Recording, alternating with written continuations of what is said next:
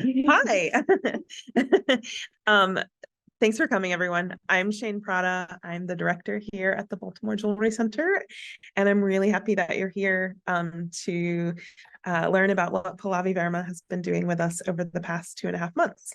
We've really loved having her here, and we're excited that she gets to share her work with all of you. I'm just going to do a quick introduction, and then I'll turn it over to Pallavi. We will do a talk with some slides that Pallavi has created, and then we'll go out into the hallway to take a closer look at some of the work that she's created. So, hailing from Bangalore, India, Pallavi comes from a background of traditional Indian goldsmiths. When she was 19, she moved to Europe to pursue both a BA and an MA from the Royal Academy of Fine Arts in Antwerp in jewelry design and gold and silversmithing. For Pallavi, jewelry is about hidden revelations, the exploration of boundaries, emotions, and identities. Her work aims to take jewelry beyond expectations by creating interactive pieces through which she tries to involve or touch the wearer or the observer physically and psychologically. In 2018, Pallavi started her own jewelry brand. Her first jewelry collection was inspired by nature, and it was shortlisted for the Masters in Creativity 2017 International Jewelry Design Contest. I think that's 2018 contest. In 2019 and 2020, she was awarded second prize at the MIC International Jewelry Design Contest. In 2021, she won Remote Viewers' Choice Award twice that was held by Adorn Access in New York City. Pallavi has been invited to give lectures at the National Institute of Fashion Technology, the Vogue Institute of Art and Design, and the Indian Institute of Gems and Jewelry. Her work has been displayed at Gallery Marseille in the Netherlands and in museums in Portugal, Japan, and Russia. It's been really wonderful to have Pallavi here with us at the BJC since October. She's dedicated herself to developing new work and experimenting with materials and processes. She's even taken classes while here, diligently committing herself to her studies and impressing her instructors. I'm excited to hear from her tonight, and I think you'll really enjoy learning more about her work. Thank you, Shane. Hello, everyone. Thank you for joining and coming here. So I would like to start my talk with kind of giving a background about where I come from. So I come from a really small town in India called Barabanki. It's in the north of India. Currently, I am staying in Bangalore, which is the southern part of India. I've been to Antwerp for my studies in jewelry design, bachelor's and master's, and yeah, currently I'm here. So just giving an idea. So as I was talking about Barabanki, so this is on the right. This is our gold shop we have, and this is the city. Like it's the city center. It's a small city, and yeah. Just, this is Antwerp. Some images from Antwerp where I moved to when I was 19 to start my graduation. I started my graduation with this school, Kunstmanöre. This was basically like a foundation year where they were teaching us 2D, 3D painting. And so I did not really have a arts background. I had studied science, I had done commerce, business studies, but I never had an art background, but I was really interested in learning art and knowing more about it. And I always felt that I had that creativity that I can put out in the world. So that's why I chose to go in the school for the foundation year, because even to apply for a college in abroad, you need kind of like a portfolio which you could show and get in. So this was like a good start for me, because I really learned to explore concepts and the way how people are inspiring themselves, because I had never thought about that. I was about art like that before.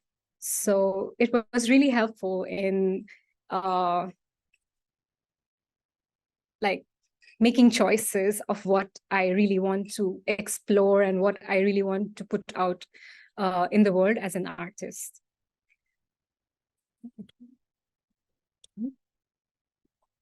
So this is one work I created in the Kunstmanöre, and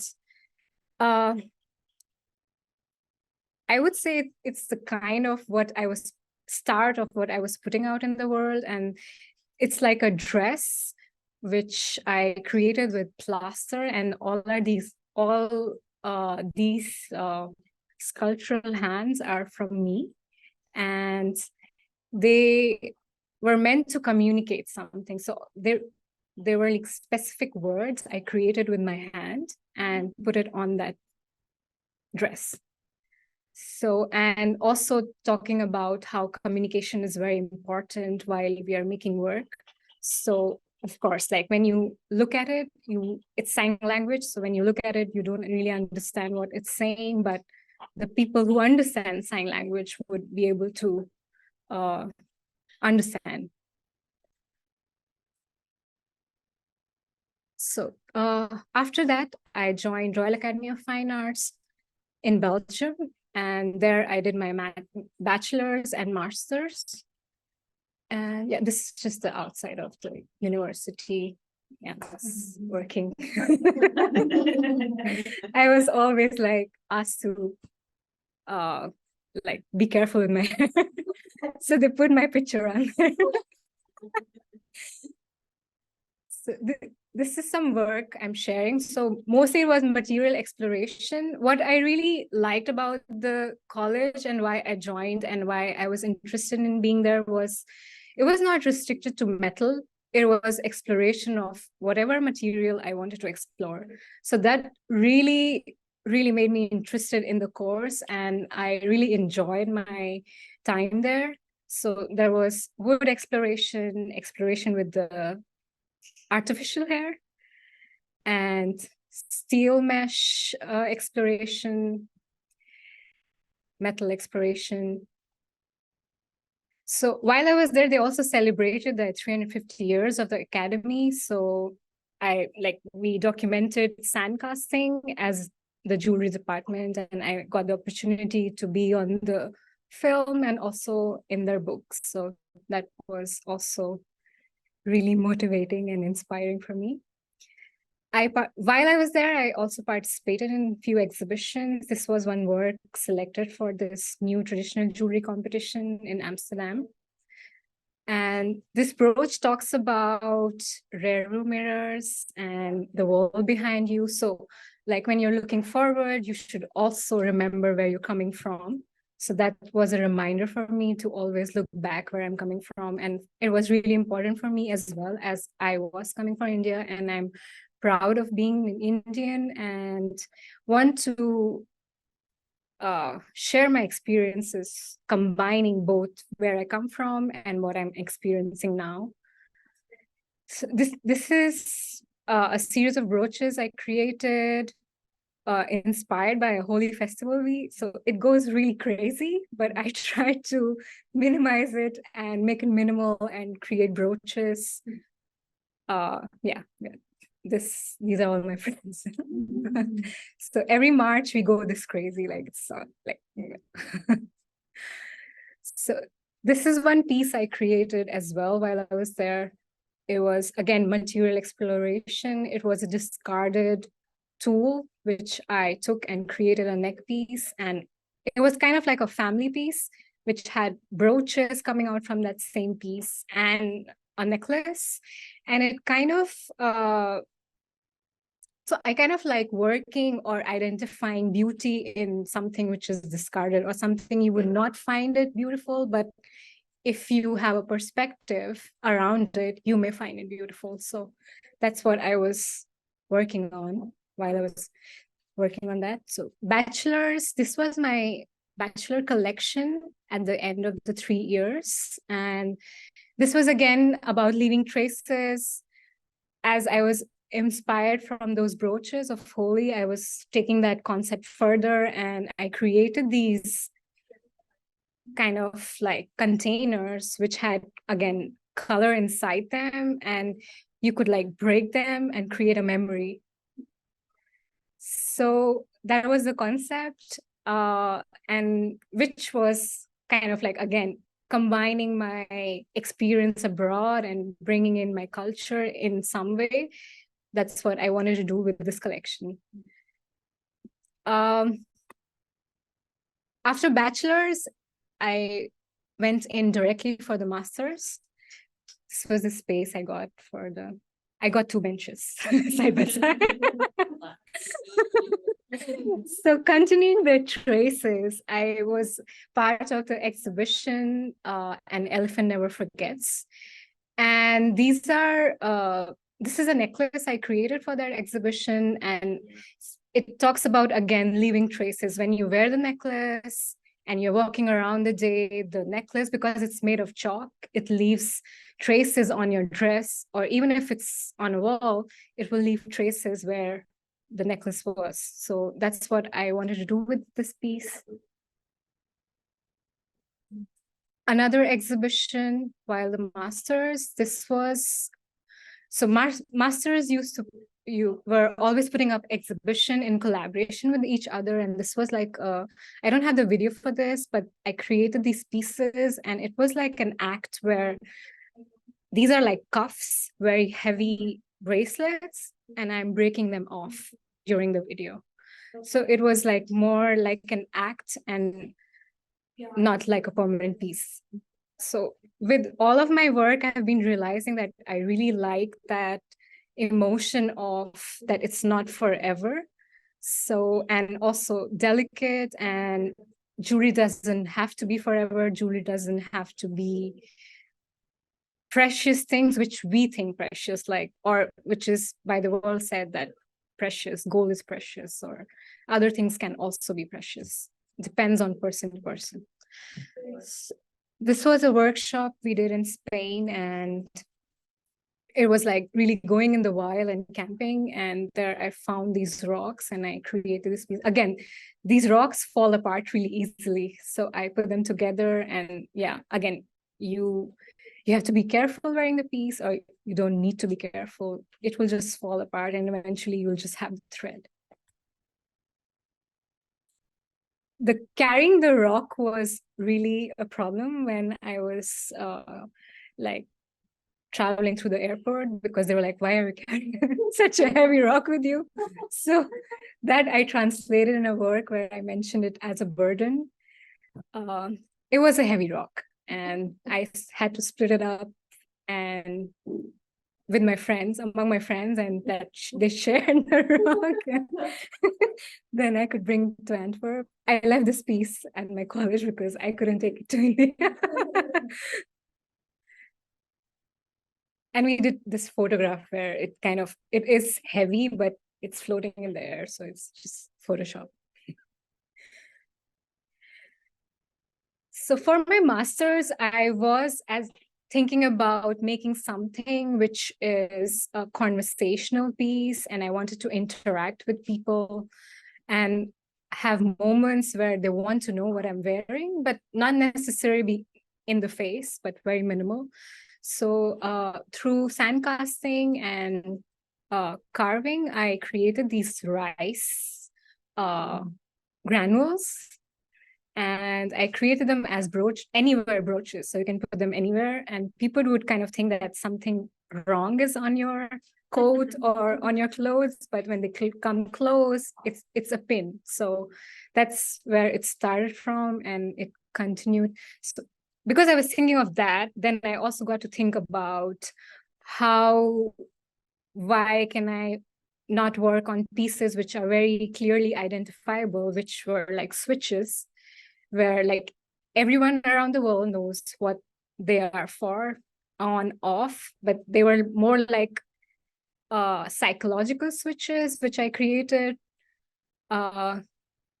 which you would wear on your body. Again, a conversational piece, and you would laugh. You can ask someone to turn you off or on. Could be. I wasn't thinking it to be very like intimate at that time, but yeah, it depends on people's perspective. Yeah. So because I was thinking about conversational pieces and again, minimal pieces, I started working with my hair as well. And already by this time, I was collecting a lot of my hair, and I really liked the length somehow. And I always would think of it as, I cannot lose them. They're precious. So I started collecting them, and then I decided to work with them. I created like single hair brooches. So again, if you embroider them on your coat, people might think that, oh, you have a hair, just try to remove it for you, but it's actually a brooch. So that's what I wanted. So this is like my main master's collection, intimation. So again, I made installations where I embroidered my hair into fabric and use words like femininity, what hair means to me, what femininity means to me, all in my language. So these are some installations I did. I also sew a dress with my hair, and I wore that to my graduation day. So, well, I realized that my hair is strong and the dress was intact at the end of the day. So yeah, I also embroidered hair on pure gold, and this brooch says holy in my language, and it's pure gold. I sold that piece right after my my exhibition, so I don't have it anymore, but yeah, I just have a picture. So the whole collection was about forcing people to interact with you. Jewelry, which would be an interaction or a conversation. I don't know, somehow I wanted people to talk to me with my pieces. So another extension to those pieces were switches. I explored different types of switches. So sliding ones, toggle ones, push, and yeah, toggle again. So my work was, because people had not seen work with hair recently, so they put my work on the newspaper. I gave a small interview. I don't understand what's written there, but yeah. I hope it's good.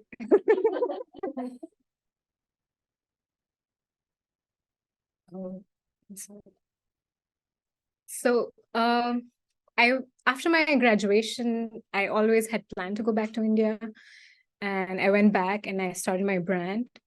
And my first collection was chosen for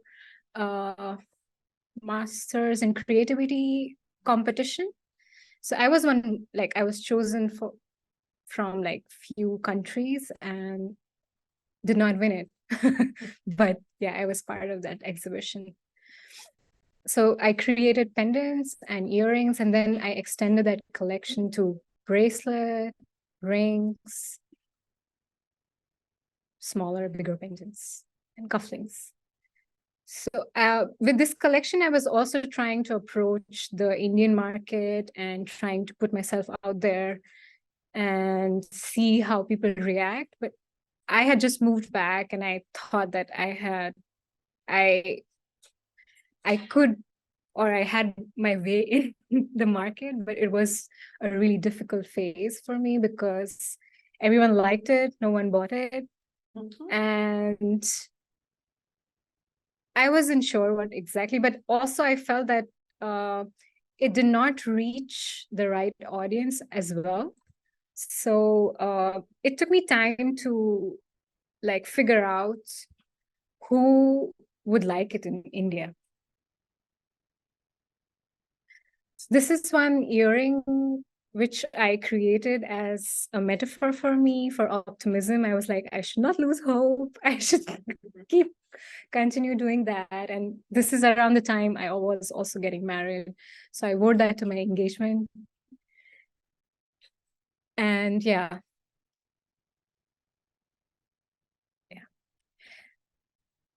After that, there was a picture in between of where I'm wearing it, but I think I just removed it. I had too many slides.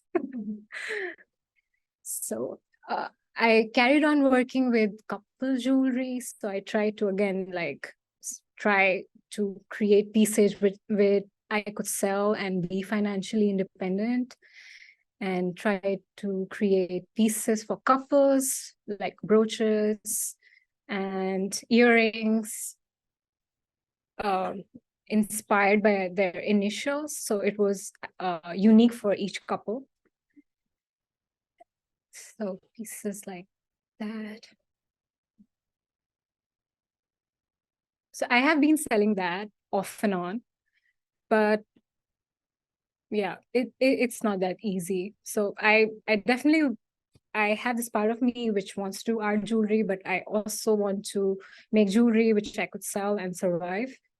And being in India, it is difficult to sell art jewelry. So I try to, in between, keep making pieces which I think would sell. Not necessary that it would, but yeah, it's a journey. So I did collaborations with a 3D printing company, and it was for a show. And this necklace was, it kind of is talking about like how nature like stays beautiful even when dried out. So this is a piece where I won the award, second prize. So it is like a brooch, and you can see a reflection on it, and it kind of, all the pieces, each piece moves. So, and while you're moving the body, the pieces are moving. So it's kind of a very interactive and dynamic piece. And I made like 2 pieces. I sent one for the competition, but it's kind of like a couple piece again, which you can see yourself in your partner, and he can see himself in you, but also things are changing, and realizing that relationships are not good all the time. There are changes and there are ups and downs.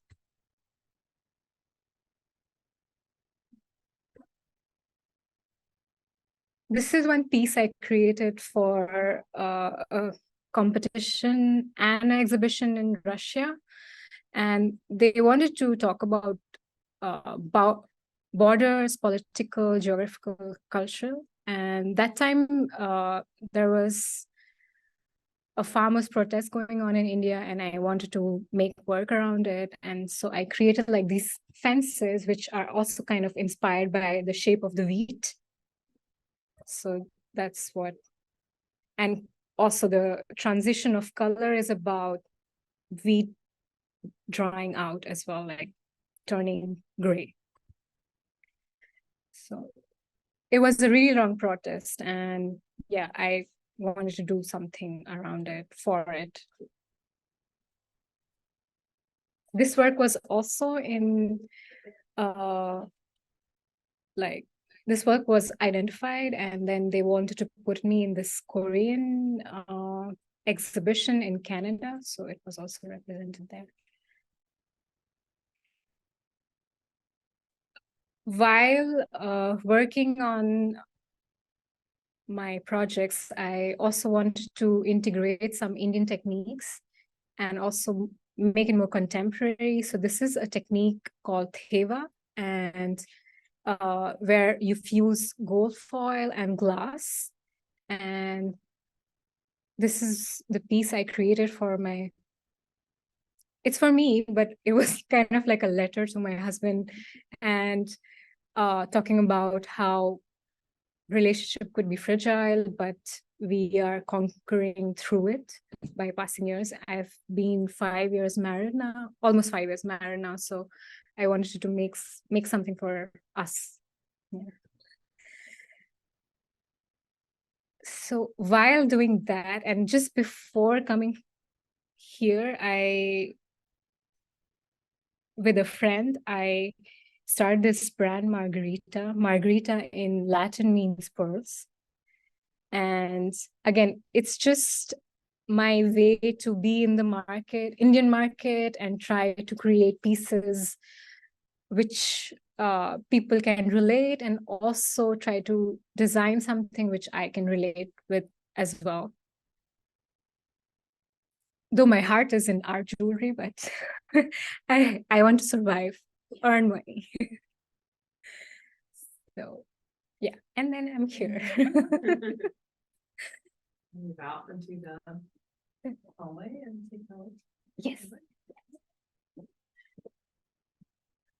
So I am actually really glad to be here, and I really needed a break from what I was doing, and I wanted to explore and start making things again with my hand, which I was not able to do at home.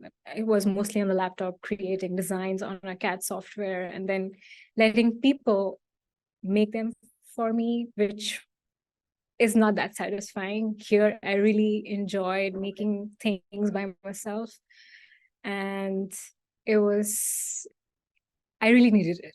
So it was really good. We will move on to look at the pieces I created, or I would say it's more research I created. I think that's a good way of putting it, research. Yeah. I think it's actually really good for us to kind of promote that, because I think a lot of people think their residency has to be like, I come and I build this new body of work, but Yeah. it doesn't. It can be research. Here we are. All right. Okay. So there's these nice two ledges and description. I see that you don't have everything out here. You don't have anything from your powder coating or or your glass of Jewellery. So do you want to talk about these samples sort of as I kind of pan over them? Oh, should Yeah, just like mention. Yeah, okay. So the exploration was, when I came here, I already had in mind that I wanted to work with glass, because my previous piece was also glass and gold, and that's what I want, that technique I wanted to kind of understand how that's happening. And while I was working on, so I started with enameling a bit of on pure copper, and I integrated my hair in it, and then found textures, and then I moved on to creating textures with my hair on glass. And while I was doing that, I was thinking about the concept which I want to work on. And being here in Baltimore, a lot of times there were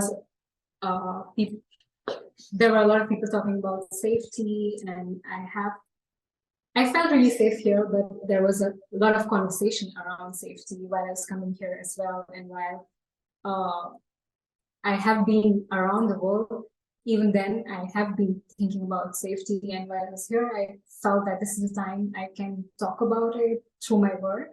And also because of the war going on, I felt this is the time to really work on it. So I try to identify words which I feel are safe and or would make people safe. So words like home, words like peace, words like love, which makes people feel safe. And that's what I worked on and create. And as I was working in class, it's kind of really fragile material as well, so you have to be very careful. And when you think about those safe words, you have to also think about the safety around it. I'm like, as she says that I'm breaking it. Because of the fragility, it kind of fits what I was talking about, because you would feel, in one moment you would feel safe at home, but in any moment you will not. That something could happen and you would not feel safe anymore. So that's what I wanted people to think about while they were looking at this work. And yeah, these are more like my tryouts, and eventually I would make them as final pieces. There's a whole lot on her bench that isn't out right now. Yeah, I did take a lot of classes here, which I did not do because I kind of wanted to talk about safety here. But I really enjoyed the classes, but I really got hands-on with them. And in those classes also, it helped me bring back to the feeling that more confidence and motivated, because I felt that I haven't forgotten making jewelry. That was a feeling as well. It was I really enjoyed it. Thanks. listening to me. Yeah. If you have questions. Well, how are you feeling about the kind of glass explorations right now? Like, do you want to keep working on them? What do you want to do next? I will keep working on them. I'm thinking of creating them as pendants and kind of framing them so that they are a bit safe. And so, like, I don't want them to hurt the people who are actually wearing it. So just make it a little safe, but still, like, working with words. I need people to, if some people could, like, help me share with me some words which they feel are safe for them. And So you want people to actually write? Yeah. Cool. Yeah. So that would also help me in my research, so I can like narrow down on words which Cool. people relate to. These are just initial words where I felt that people would relate to, that it's safe. And also, like, when I was working home here, so I had temporary home, but I felt safe in home. So home would be the main word, and probably like a pendant with that. That makes sense. Anybody have a question? So, like, materials and techniques here are like very clear. No pun intended. Like, what about glass made you start? Like, what about glass and the techniques working with glass made you start thinking about safety? Because I also knew, because I'm working with glass, I also knew that it is fragile and I have to be very careful. But many times I wasn't careful with them and I was breaking them as well. And in my previous work, you would also have seen that I work with this fragility, that I work with hair, but it's like you can break it anytime. So glass kind of felt in that fragile, having a fragile element and the type of work I do. So I want to make jewelry that does not necessarily need to be passed on. It could be like for a moment, for maybe just a feeling, and not really have to be like this decoration or ornamentation. So looking at it as more like a feeling that. You were saying when we were talking about the safety concept, you were saying, and I love this, I thought this was so true. Correct me if I'm wrong, but I think you were saying that you feel like safety is fragile too. Like one minute you can be somewhere and that place can be really safe, and then the next minute it might not be safe. Yeah, so that's similar. It's fragile. Yeah. Safety also, yeah. Thank you for reminding me. Yeah. Also being a woman and traveling around the world, I almost never felt really safe anywhere, be it Europe, be it India, be it here. So it was also something I think a lot of women constantly think about, and they're not necessarily saying that, because it kind of becomes your way of life, that it's always in the back of your mind that, okay, you have to be safe as well. Also, like people here telling that be safe, like even strangers saying be safe, it's not common for me, because back home we don't really say that. So it would also make me anxious that Well, like, what are you talking about? That's a good point. I do that about cars. I think I'm just always afraid of car accidents. I'm always like, someone's getting in a car, I'm like, but that's true. Like, if you're not used to it, you're like, what? It's out there. Like, oh, am I in the wrong place? Yeah. Also, when my husband landed in Baltimore, and there was this big sign in the airport saying, "Don't get into random people's car." And I was like, why did I do that?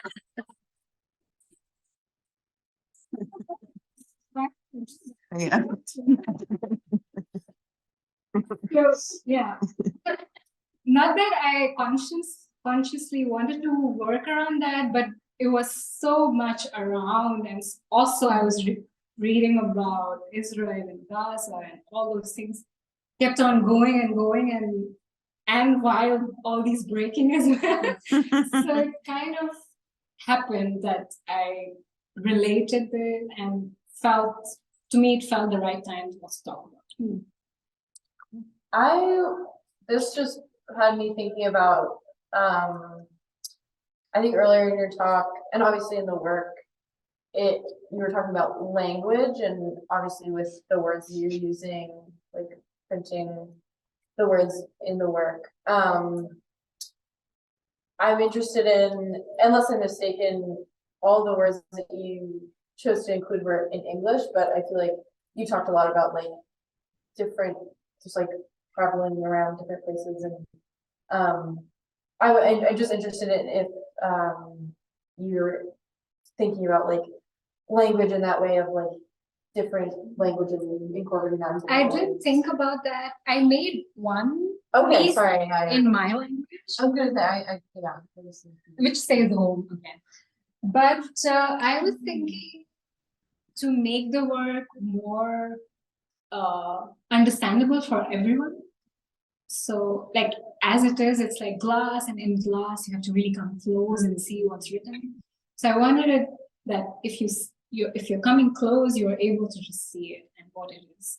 So that's why I chose to be it in English. Yeah. So that it's more like more people can understand. Yeah.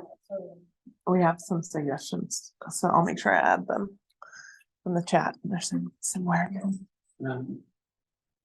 From the way you talked about these relating to safety, and the way that you like talked about your work as a whole relating to intimacy, I'm kind of inclined to interpret these almost as windows, and I'm wondering if that's something that you're like thinking about as you're developing these.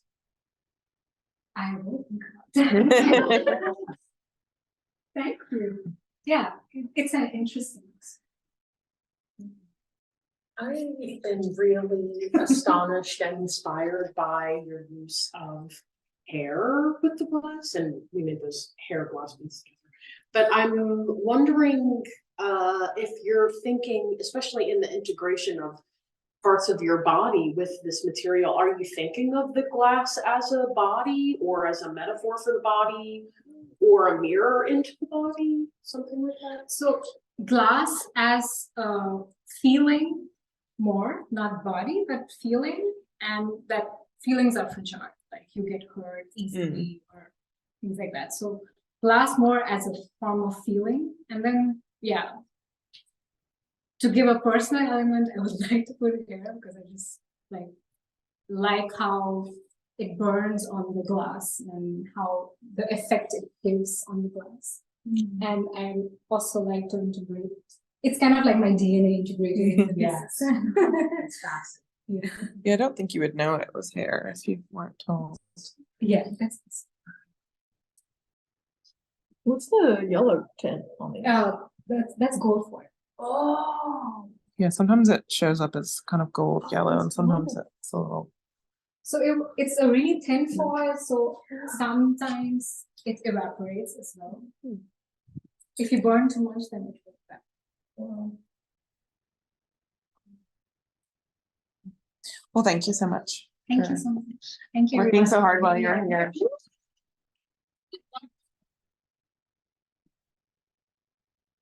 We're gonna miss you. Thank you to everyone who joined us. Hopefully we'll see you again soon. All right. Bye. And the work will be up through the month of January, probably into early February. So come check it out if you're local. And folks are saying congrats and wonderful work.